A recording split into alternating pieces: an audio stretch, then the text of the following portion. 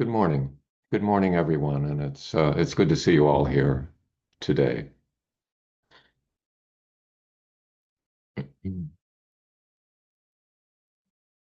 Well, in recent weeks, we've been talking about this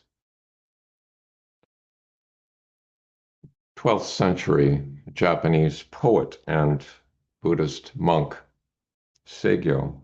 And last week during discussion, I was asked, well, what drew you to this? It might seem kind of arbitrary to be talking about this, and I think it's curious. Oftentimes we just don't know what draws you to one thing or another. It's kind of a mysterious process. But one things I could think of were that, he lived um, 1 century before Eihei Dogen, who we've talked about a lot, and who was the founder of the Soto Zen tradition. So I was interested in the setting in which the historical setting in which Dogen arrived on Earth. So that was one thing. And also, Saigyo lived in a time of much social and political transition, so we might identify with that. But as I have read and reread Saigyo's poems, what draws me further is his spirit of openness and candor. Many times, Zen writers seem kind of, and this includes Master Dogen, come across as fairly full-throttled and uncompromising. Whereas Saigyo seems to be unafraid of revealing emotional ambivalence and vulnerability. And I appreciate that about him. It makes it's comforting. Somehow it makes the practice more reachable, more real for me. So anyway, I thought I would just read a few selections from his poems. This may be the last time we talk about him, or perhaps next time. We'll see how far we get. But I picked a couple, and we'll start there.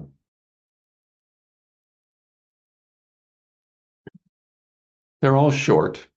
They're all in Japanese, 31 syllables.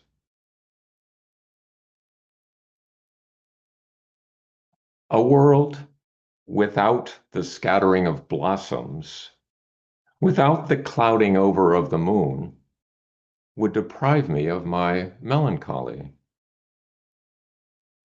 A world without the scattering of blossoms and without the clouding over of the moon would deprive me of my melancholy.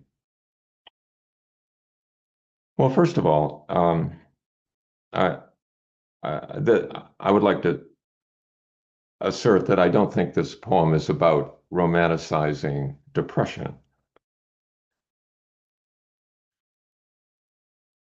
Um, I think it is more about an appreciation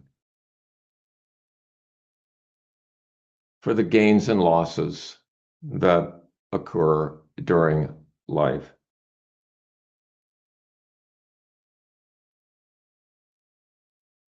And it's a not denying the sadness and feeling of loss, but also appreciating the teaching that loss brings. The teachings of impermanence, that we don't really own anything, and that at best we're temporary stewards of everything we come in contact with, including this body. I I had an experience a couple decades ago where this was after separation from my first wife. I moved into an apartment building with these uh, one-room shotgun apartments with no furniture. And it was, I remember I was going downstairs kind of exploring how to do laundry, and there was a washer and dryer in the basement, which I was trying to figure out. And a gentleman, most of the people, by the way, who lived in this apartment, I noticed were middle age or older um, single men. It's the sort of apartment you might end up in if things hadn't gone quite according to plan. And anyway, one of the people in the building assisted me with the figuring out how to use the washer and dryer. He introduced himself and then he said, "Welcome to the club, Will." And that was, in fact, the most heartening thing anyone could have said. I wasn't sure what club he was talking about, but the way I interpreted it was the club of loss and disruption, which inevitably we all become members of. But recognizing that, it didn't bring out a feeling of self-pity in any way. It brought out a feeling of compassion and camaraderie among the other humans on the planet who inevitably go through similar kinds of things to one degree or another. So a world without the scattering of blossoms, without the clouding over of the moon, would deprive me of such experiences.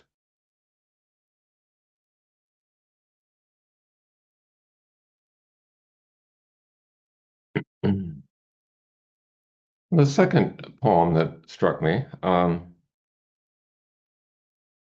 was this one. My dilemma,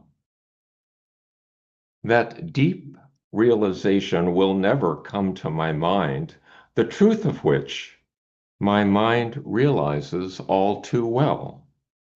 This is a little bit of a mind twister, so I'll read it again.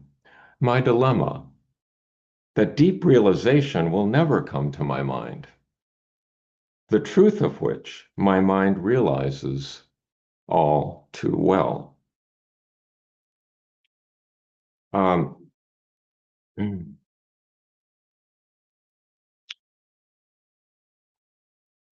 I actually, in this book, it's bilingual, so it does have the Latinized Japanese, and just as for fun, I used Google Translate on the Latinized Japanese just to see what would come out. And for most of these poems, it was absolute gibberish. This is, of course, medieval Japanese. Um, Words are used differently now. There's any case. It was not very helpful. But this particular one I thought was interesting. Google Translate came up with, I was confused and had no hope of attaining enlightenment. I knew my heart. It was my heart. I was confused and had no hope of attaining enlightenment. I knew my heart. It was my heart. The word for heart and the word for mind in Japanese here is kokoru, which is sort of like similar, I think, to the Chinese shin or heart mind, taking in both thoughts and emotions and perhaps a lot else as well.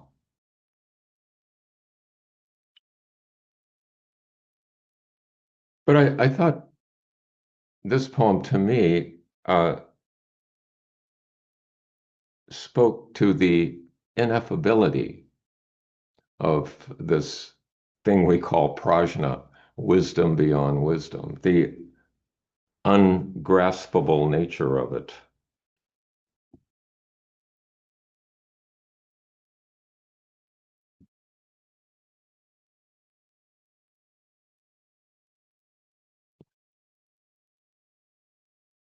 And the fact that we sometimes long for something that we can grasp, that we can really fully understand in the usual way. Um, but it's not forthcoming. However, my mind, Kokoro, my mind, my heart mind, realizes all too well what's going on.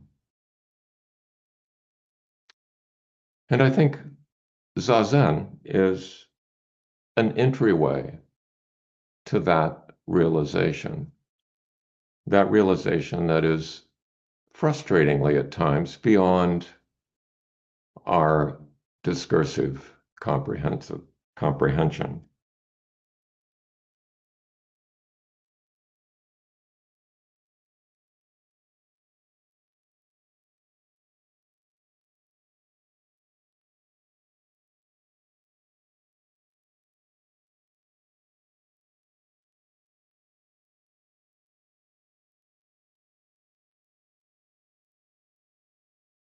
I think there's a quote from Dogen in the Genjo Koan, which I think speaks to some of the same thing.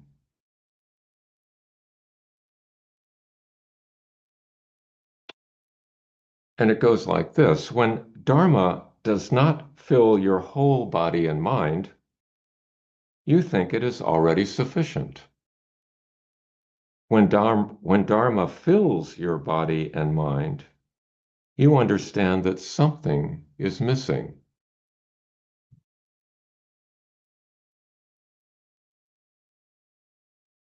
And one way I understand that something missing, the missing thing is the ability to sort of put it all in a package and tie a bow and come back to it the next day and it's the same. The reality we live in will just never be like that. And it frustrates the discursive mind.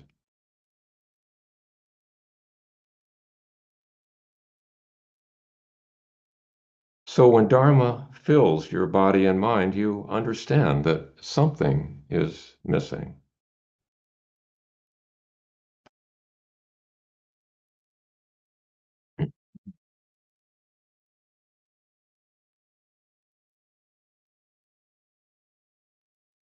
The third poem I'd like to read is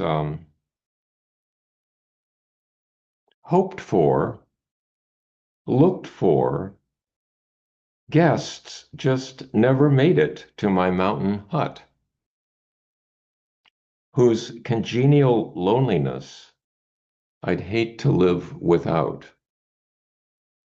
Hoped for, looked for guests just never made it to my mountain hut, whose congenial loneliness I'd hate to live without.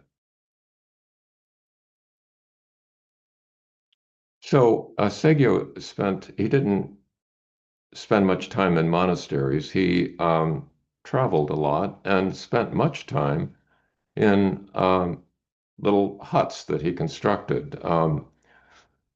People at that time in that part of the world were skilled in just putting together from items they found in the forest or on the mountains, habitats, just little huts that were livable.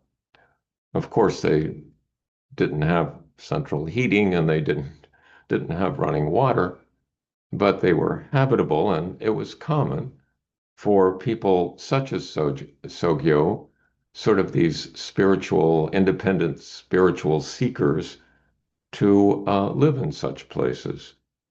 So he would construct them here and there.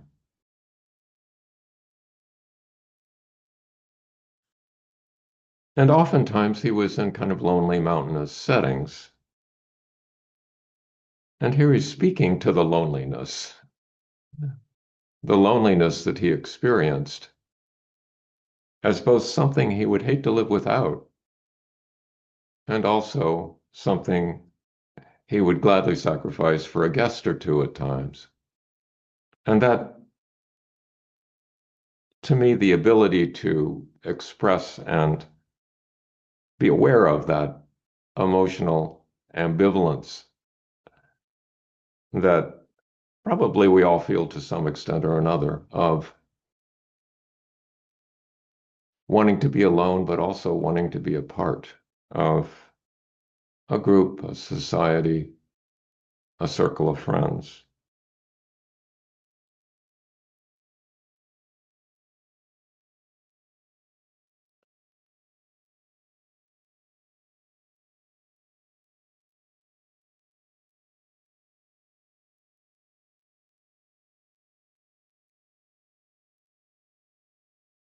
The last poem I think I'll read is Today's Satori. Such a change of mind would not exist without my lifelong habit of having my mind immersed in blossoms. Today's Satori. Such a change of mind would not exist without my lifelong habit of having my mind immersed in blossoms. Uh, many of Saigyo's poems include blossoms, tree blossoms, plum blossoms, or apple blossoms, or and of course they're seasonal. And when they arrive, there are many of his poems that talk about the bittersweetness of these blossoms, how they come and go, and the joy upon seeing them, and the sadness upon seeing them fall. But here I think Saigyo is talking about the value of appreciating beauty. Appreciating beauty in this way is, I think, like Zazen, a gateway to escape from the ego mind,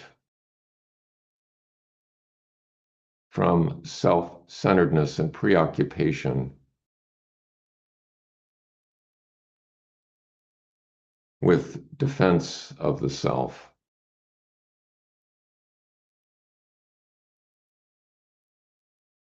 And Saigyo is telling us that his understanding today, his moment of realization of Satori, of the experience of clarity, the experience of seeming to see things the way they are, one's true nature. This experience would not occur without the preparation of season after season, year after year, of opening oneself up to beauty, of practice.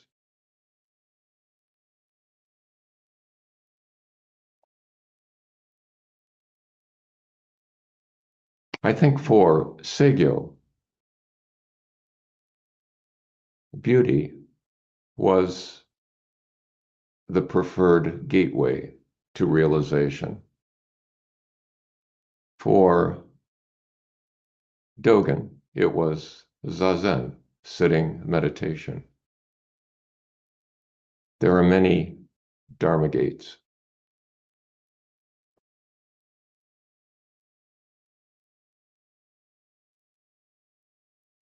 I think this also brings up the thoughts about what we might call self-power versus other power,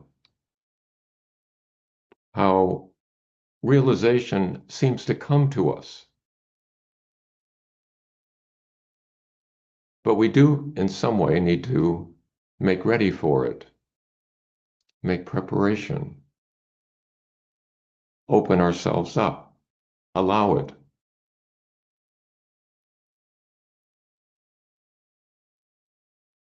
Where it comes from, we don't know. But we do know that there are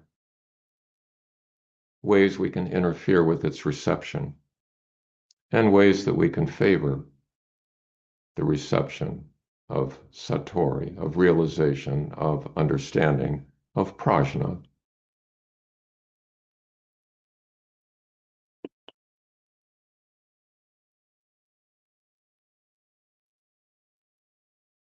So for Saigyo, nature was a messenger.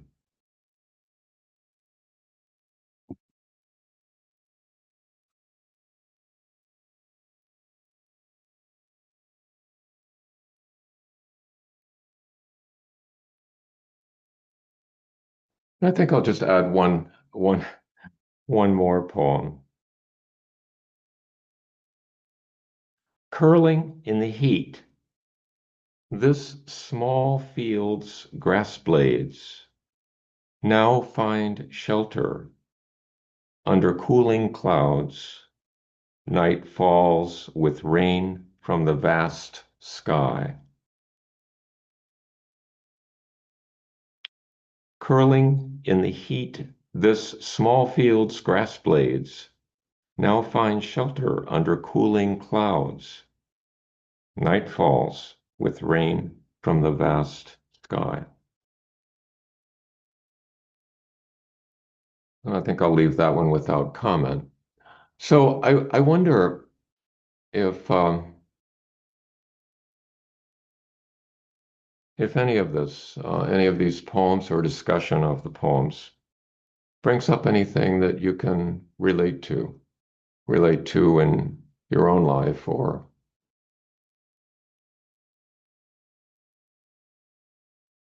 that leads to some realization on your part